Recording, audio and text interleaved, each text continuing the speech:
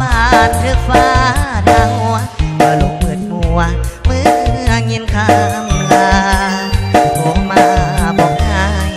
อยากให้ไปร่วมงานวิวาอายอยากไปอยู่เด้อน้องลาแต่หยาดน้ำตาไหลทางงานแดน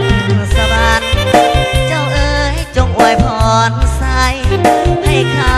กับคนงานใหม่ขออย่าได้ทบทวนเศร้ามอง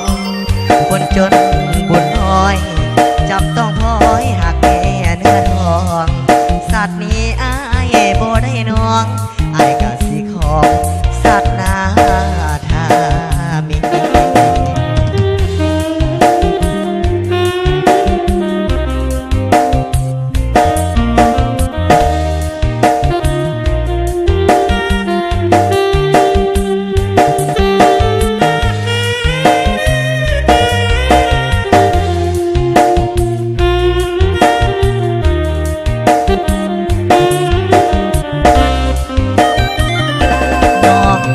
มาบอก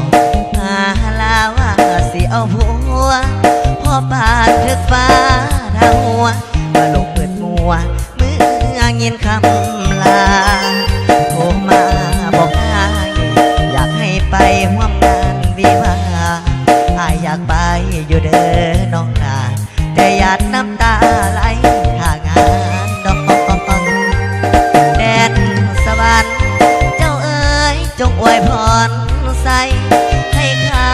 กับคนหาใหม่ขออย่าได้ทบทวนเศร้ามอง